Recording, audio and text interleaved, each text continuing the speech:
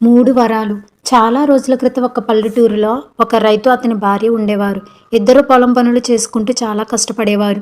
కానీ ఎంత కష్టపడ్డా పేదరికం తప్పలేదు.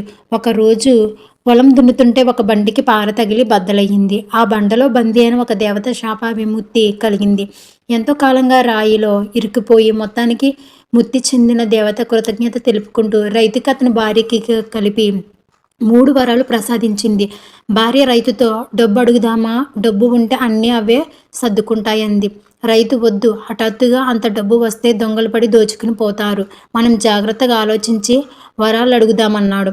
అలాగే దేవత వాళ్ళకు ఒక రోజు గడువు ఇచ్చింది. ఆ రోజు సాయంత్రం భోజనానికి కూర్చున్నప్పుడు పళ్ళెం రైతుతో "డబ్బే అడగాల్సింది. ఈరోజు చక్కగా నాటుకోడి కూర తింటే ఎంతో బాగుండునని" నిట్టూర్పుతో అంది.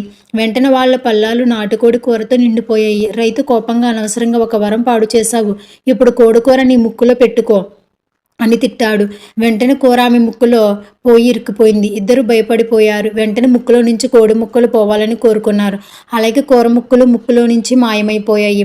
అలా ఆలోచించకుండా నోటికి వచ్చిందనేసి ఇద్దరు 3 వరాలను వేస్ట్ చేసుకున్నారు. ఆ తర్వాత తల పట్టుకుని బాధపడితే మట్టుకు ఏం లాభం? ఈ వీడియో నచ్చినట్లయితే లైక్ చేయండి, షేర్ చేయండి. ఇటువంటి వీడియోస్ కోసం మన ఛానల్ని సబ్స్క్రైబ్ చేయండి. Thank you friends.